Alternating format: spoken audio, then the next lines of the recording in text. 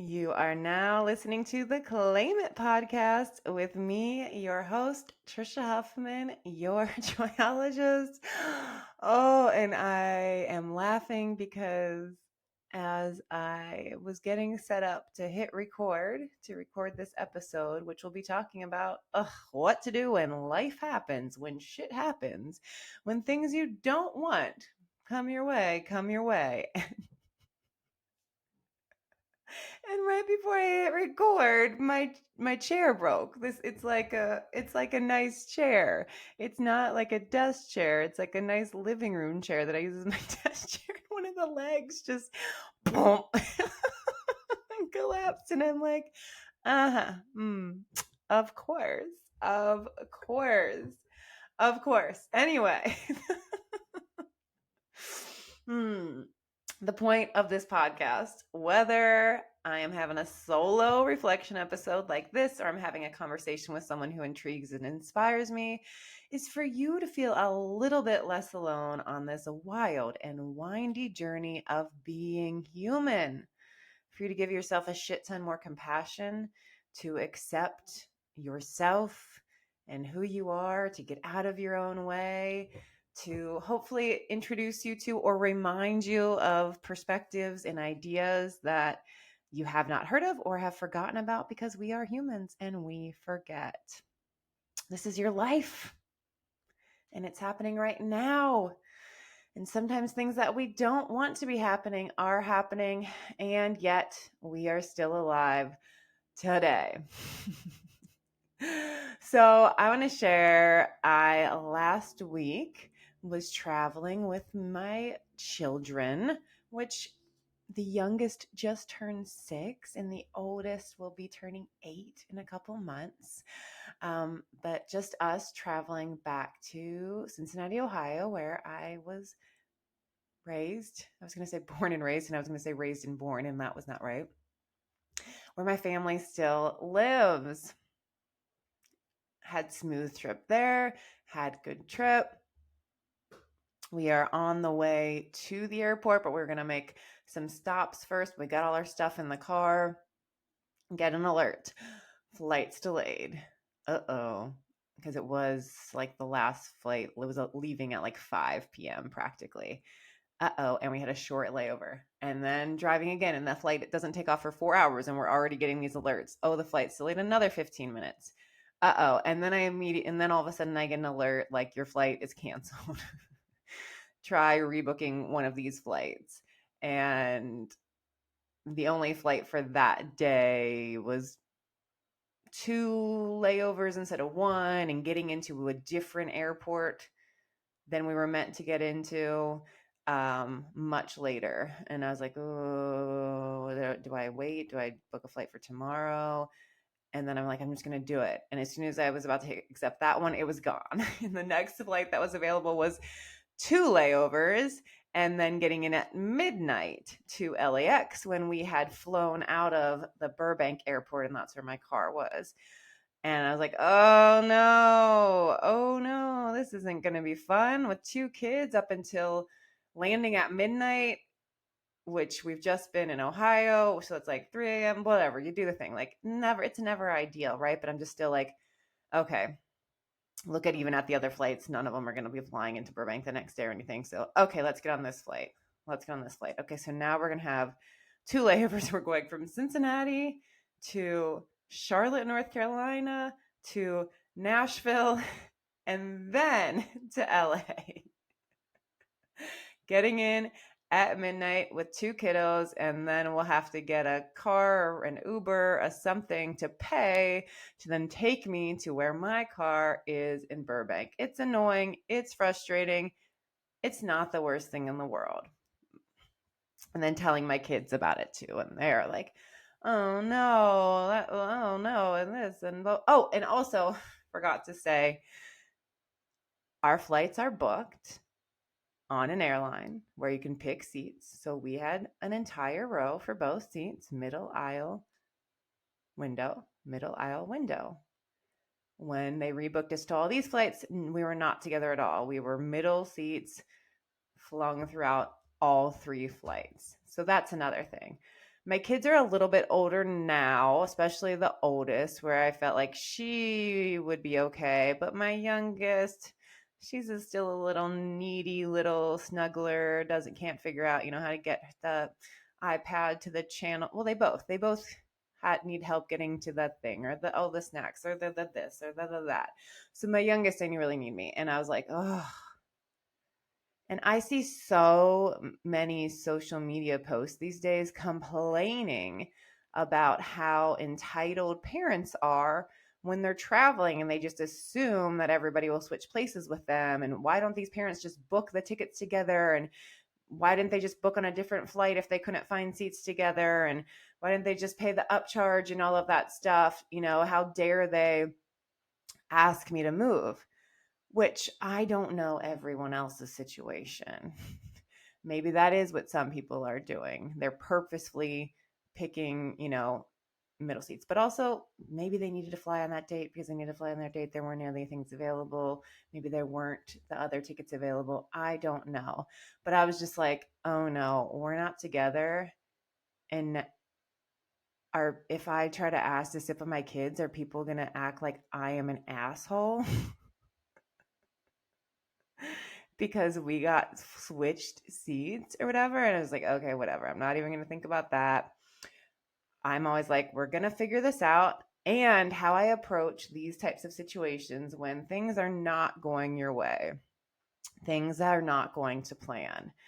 You got detours, you got changes in schedules, you got weather coming your way, whatever, is to treat it like an adventure. So when that news came in, okay, this is what we're doing. And my kids are in the back seat and they're like, wait, what, this, that? And I was like, you know what? We're just going on adventure. I always call travel days an adventure. I was like, yeah, we're just going to have an adventure of a day. We're going to go on 3 different planes. We're going to be in this many different states. It's not what we wanted. And we can be frustrated, we can be annoyed, we can be sad, we can be upset because, yeah, this adds more to our day. It's going to cost more money to be able to get home now. All the things. And let's take the attitude of we are on an adventure. And by doing that, by calling it an adventure, then for me, it takes a lot of the intense energy, a lot of the stress away. It kind of snaps me more into being present, right? If I'm on an adventure, then I am more like in the moment instead of this sucks. This is so annoying. Why did this happen to me? All right, I'm on an adventure.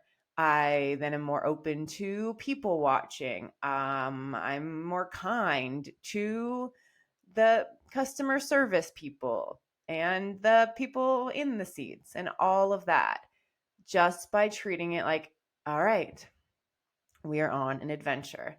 And again, my kids, as we're waiting, especially in line for the first plane, and I can't believe we have to be on 3 planes or something like that. And I was like talking them through it too. Like, I know, we're totally allowed to be disappointed and frustrated. That's okay. And this is what's happening. This is what's happening. So for me, and I write about this in my book, F the Shoulds, Do the Wants. I don't feel that for me, and it's your life, so you get to choose what perspectives you take on when you take them on. You could, oh, okay, how is this happening for me? Maybe there was going to be something, I didn't hear any news about anything happening to that original flight. But perhaps there was a reason that we needed to get home later and we needed to go on these extra stops and I needed to spend extra money. If you want to believe that when annoying, frustrating things happen, that they're happening for you somehow and you don't have to even see how, then that's great. For me, it's just, this is what's happening. I also realized, because I was like in this and I was like, oh, you know what? I'm going to share about this from my podcast on Monday. I'll talk about how I'm not just BSing you ever about this is to do my tips for doing this and this is the blah blah blah and like putting words out in the world that I don't follow and believe. Like I really follow my own advice, my own tools, my own information that I really was not stressed. I was just like, okay, I did. I had a bit of like, I hope we all get to sit together. And then I also was like, if we don't get to sit together, we don't get to sit together and it's going to be okay. It's going to be okay. You know, we will figure it out. It's going to be okay either way. So, yes, stress comes up and it's also this is what's happening. So for me, that acceptance of, all right, this sucks. This is not how I wanted the day to go. This is not what time I want to get home. This is not the airport I want to be landing into. This is not what I want to be doing. And this is what's happening. Then it lets me go into acceptance, which, by the way, my shakeup journey is now available to you. If when you join, then you get access to all 21 audio drops plus I think 7 bonus drops plus the ebook.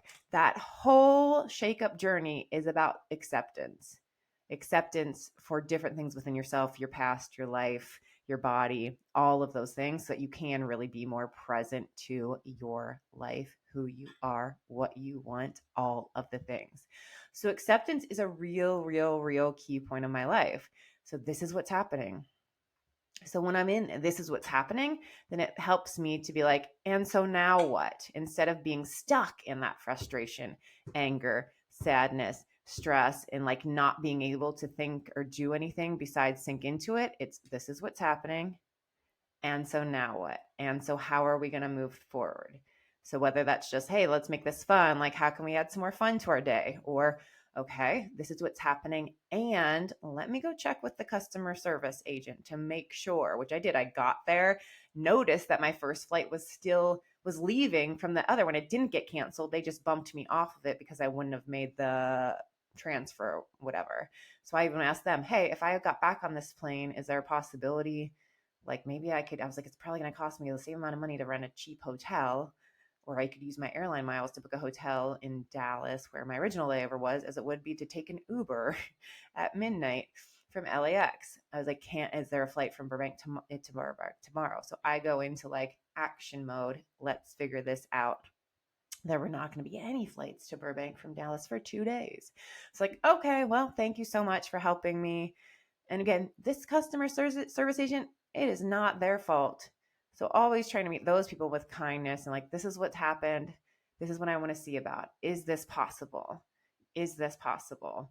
Coming with this calm energy, concerned energy, but a more calm, grounded energy. She couldn't help me. Okay, get on the plane. All right, girls, this is what we're doing. We're doing the 3 flights, blah, blah, blah. So this is our first flight. Woohoo. Like, like making it be more fun. This is what's happening. How can we make this be more fun? Let's, make it a game somehow. I think I was like making up some sort of games or something. Get to the next flight, we land, and I right away went to wait for the customer service rep to see if they could. Oh, by the way, on that first flight, I didn't even try to switch seats. I didn't think to ask the people at the front desk because I was still just kind of shaken up and okay, I don't know how we're going to do this. Perhaps we'll just get on the plane and people will see that we're not together. I'll take the temperature of the people and see if we can switch seats. I was just like, okay, we're going to figure this out. It was only that first flight was only like 45 minutes too, so I was less worried about it. But as we were boarding and she was taking my seats, she goes, oh, you guys can all sit together. We have space in this plane. You guys can all sit in one row. I was like, oh, thank you. Thank you. And so then because of that, I was like, oh, right. I forgot that not every ticket, every plane is booked. I'm used to being on planes where every seat is full. So I was like, oh, maybe these next 2 flights, they won't be full. The next 2 flights were fuller, but I went to the customer service agents at the gates and right away explained to them what happened. I got bumped for a flight. They moved us away. Is there anything you can do to at least get 2 of us sitting next to each other? The second flight, they get us in the same row. The third flight, I sat next to my youngest, and then my oldest was in the middle seat behind us. But everybody was nice and kind. I guess I could have asked people on that last flight to move if we could all be together. Um, but she was okay. They were okay. We made it. We made it. We got an Uber. We got to my car. We got home at 1:30 in the morning. Wasn't ideal, but we made it. And the whole way too, my kids didn't really, it was just like, yeah, this is annoying. This wasn't how our day was meant to go, but this is what's happening. And I kept related it to them. And I even said, we are really lucky that we haven't had travel issues in the past. And I don't want to deal with this today, but also you girls are big now and you can understand it's a little bit easier than if I was traveling with like an 18-month-old and a 3-year-old or something. That would have been a lot harder. So I was like, you know what? I'm really lucky that we haven't had travel issues much in the past. Me personally, myself, yes, absolutely. I've been stranded like on Christmas Eve in the Chicago airport for like 12 hours. And back then, before I was a joyologist, I still took this is what's happening. I've had this attitude for a very long time. Being a live sound engineer, as I write about in my book, and this "it is what it is" idea really helped me a lot. And just like, all right, this is what's happening. So what are we going to do? So I remember being stuck in an airport in Chicago all day, and same thing, sort of just ended up making it be a really great day by being present to my surroundings, having conversations with strangers, reading a book, doing what I could with that time, even though it is not what I wanted to be doing with my time. So this is what's happening, and kept, reminding my kids. And like I said, I was like, you know what? I guess this is just our turn. I guess this is just our turn to have travel stuff. People have it all the time. We've been so lucky. I guess this is just our turn. This is what's happening. So this is what's happening. And so now what? And then this is an adventure. I'm taking an adventure. So that was what I planned to talk about you today, and I did. But then once we got back and I finally like, woohoo, I don't have my kids for a week. They're with their dad. Mama time. I finished my last call for my Shake Up program on the live call. So you can't do it live with us, but you can go through all the audio lessons and still get so much from it. Go to yourjoyologist.com/shakeup. Was like so amped after that call, felt good, amazing call. And like, time to go to the grocery store. I don't have any groceries. I'm hungry. It's dinner time. Get in my car, turn like 2 streets, turn on another side street. And as I'm turning, a motorcycle runs into the back of my car. I am so shaken up. I have no idea what happened. I did not see the motorcycle. I was driving lower than the speed limit because I was trying, I was not going very far. And I wasn't busy, and I knew I was going to be turning on this street. So I just felt something in my back, and I was like, what is going on? I'm not close to the curb. I couldn't be going over the curb. What could this be? Pull over and see a motorcycle and a man laying on the ground. And I'm like, what just happened? What just happened? What just happened? And then, oh my gosh, see that he's laying on the ground. Are you okay? Are you okay? Okay. Wait for him to be okay. And then he is all understandably upset. We're both shaken. Nobody wants to be in a car accident, no matter. It's minor. Both of our cars are damaged, our vehicles are damaged. He ended up being okay. I'm okay. We weren't going that fast. He rear-ended me. Minor. But nobody wants to deal with a car accident. No matter what, if it's your fault or the other person's fault. So then the entire time we did call the cops. The cops were there for a while. They did call, a medical team to look at him. Then the cop keeps us separate. And the man is very, from the beginning to the end, saying that it is my fault because he says I made the turn too fast. I was not going, I was going under the speed limit. I did use my turn signal. I did brake and turn at a totally normal, there was no I did not miss the turn, nothing. I did was a little bit, like I was like, oh yeah, I did decide to turn later. Like I was making an unplanned turn, but I still had plenty of time to make it. Anyway, so then, and I'm all flustered because I didn't see this person. So I am thinking like he was riding next to me, like in the bicycle lane, and that I made a turn not seeing he was there. Like that's the only thing my mind could come up with. that so that it was my fault because I must have turned into this man while he was driving next to me. But no, motorcycles aren't allowed to even drive next to you. And he kept saying that no, he was behind me. I stopped too short. People stop short in front of me all the time and I don't hit them and it's annoying, right? So I think that there was a space issue, brake issue, whatever. I don't need to be telling you this misinformation about the car accident, except, there goes life happening again. There goes shit happening again. I and like I said, at first I am like, is this my fault somehow? I was rear-ended, but wait, like what? How is this my fault? Is this coming me? And again, just thinking about no, a car accident. I don't have to deal with paying or this and forgetting about how car insurance even works. And like, I don't even know. I just was like, oh, I don't need to deal with this. Nobody needs to deal with a car accident. And so the thoughts are coming up in my head of why me? Why is this happening to me? Why is this happening to me right now? I don't need another financial concern right now.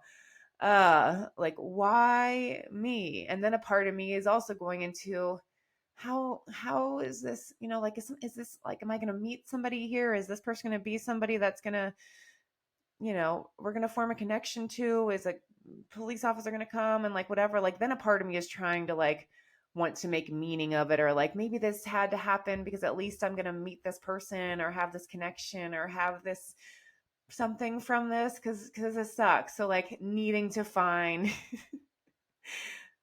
the good in it. They're like, this had to happen for a reason, I guess. For why? Am I meant to meet somebody that's going to come here and help us? And then be like, oh no, again, I think that this is just something that happened and it sucks and it's frustrating and it's annoying and I don't want to deal with it. And okay, he's okay. He's okay. He's alive. That was crazy. He could have died. He flew off his motor. I didn't see it, but he said that he flipped over his handlebars. I'm okay. I'm okay. We're okay. But the brain wanting to go to like, why me? Which a part is like, ugh, I didn't need this right now. But a part of it is like, are we then when we're saying why me, acting as if is this some karmic thing that we're like getting back to? And then it's just like, no, I think this just fucking happened. It happens. Again, I'm lucky. I have not been in a car accident for a very long time. Things, I've had other challenges happening in my life, but nothing like this. But not feeling like again, oh, well, we have to take turns. We don't have to take turns, right, for shit happening to us. But just getting back to again, all right, this is what's happening. I didn't choose to see that one as an adventure. I was not in the place of let's see this car accident as an adventure. That was more so this sucks and it happened. Okay. So now what? So what are the things to be doing? Making sure I'm getting, the information, the photos, the talking to insurance, the this. And then also that night I had planned on like getting right to work. Now that I didn't have my kids, I have so many projects to work on that I'm like, let's get going. And instead it was like, let's make a meal that feels really easy and comforting. Let me put on a show that is easy to watch. Like, how can I take care of myself? How can I nurture myself? So, okay, the acceptance of this is what's happening is still the key part. And then, so now what? So now, how can I nurture myself? I am shaken up. I don't know what's going on. The other person is not taking responsibility for it. They are blaming me, and now they have my personal information, and that was unsettling. But that's what you do in a car accident. I make up this person is a good person and nothing is going to happen from it. But yes, you do never know. So my nervous system was out of whack. So, okay, this sucks. I had these plans for myself today, tonight, this weekend. Still going to work on that, but really the priority right now is how can I nurture myself? How can I take care of myself? Who do I need to talk to as a solo adult single too? I'm like, who do I talk to in times of in times of this? So, found what I needed to reset. And I wanted to share this part of my book that I wrote. Um, this is in chapter 4, which is seeing and healing resentment, disappointment, guilt, shame, and the shoulds and breed, and shame that shoulds breed.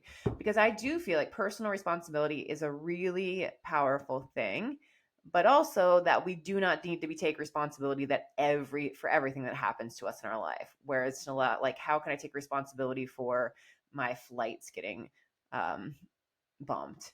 How can I take responsibility for somebody hitting me? Like, it is like, oh yeah,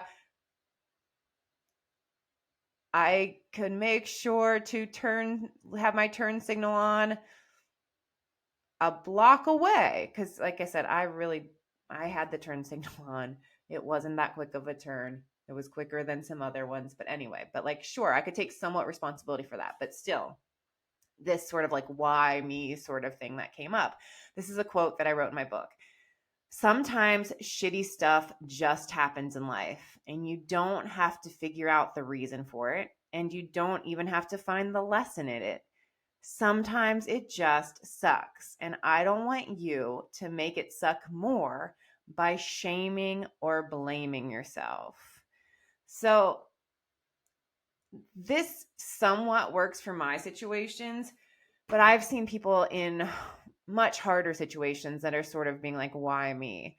I was talking to someone recently who had gotten diagnosed with this form of cancer for the third time, which freaking sucks.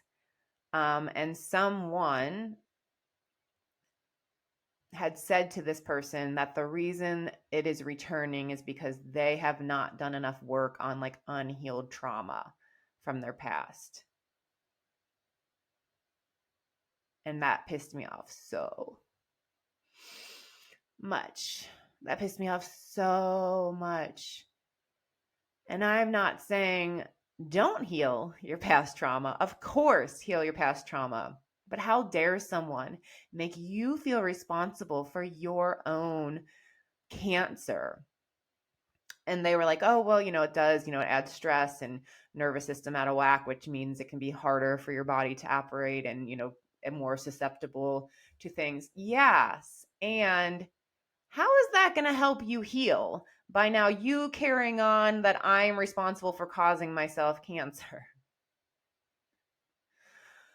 Oh, sometimes shitty things happen. And sometimes they happen in multiples, right? I think many of us have personally experienced this or have seen this in friends and family members where sometimes it is just like hit after hit after hit. Unfortunately, sometimes it happens where it's like, now this, and now this, and now this. I also, again, if these things do support you and nurture you, take them. But, right, like, oh, the sort of idea like you're not given more than you can handle, or like you have been given this because you're strong enough to carry it. If that supports you, then great. It might not. For me, again, it's just sort of, fuck. This is what's happening?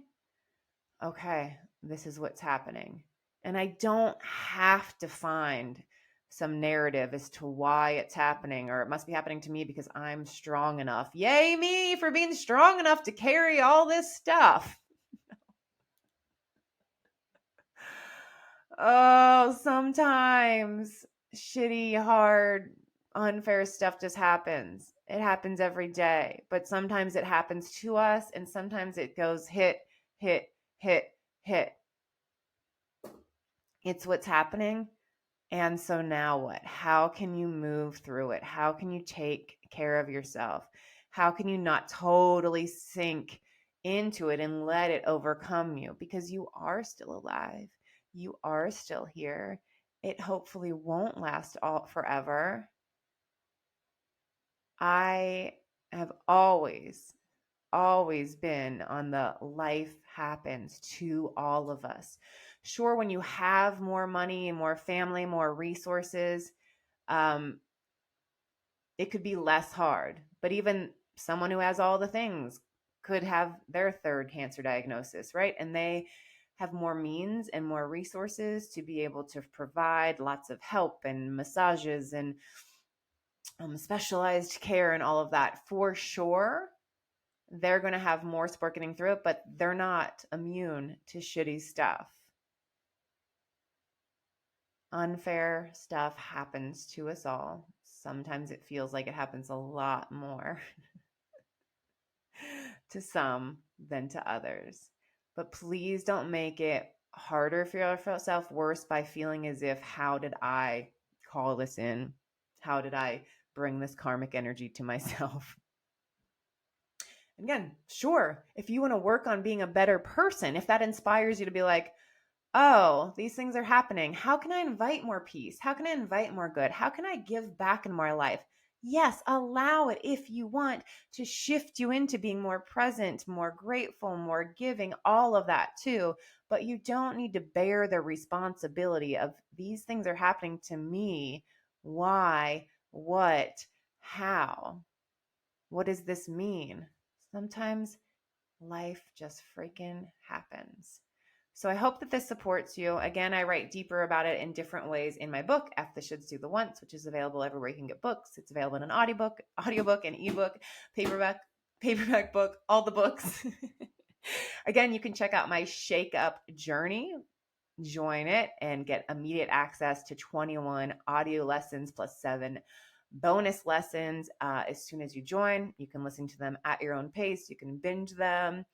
It's all about accepting your life and shaking up to the fact that this is your freaking life. So where can you heal and accept so that you can be more present to who you are and not who you should be and all that bullshit. Sending you so much love. I hope that this gives you peace, and send it along to someone you know who might be going through a hard time, a shitty time, or had just experienced some. Please subscribe, follow the podcast, leave a review, and hit me up. I'm over at social media at _Trisha Huffman. The podcast is at Claim It Podcast. Tag me, send me a DM, let me know you're listening, share the episode, leave a review for the podcast. Leaving reviews really supports podcasts and books. So also if you have the book, go leave a review. Don't worry too much about what you're saying. Just say, I enjoy this. Honestly, people do read them, but it is about like the number of them that really does allow books and podcasts to become more discoverable so other people can be claiming their life. This is your life. You can claim it. You can claim some joy, some peace, some whatever it is you're looking for today, no matter what is going on in your today. Sending you so much love.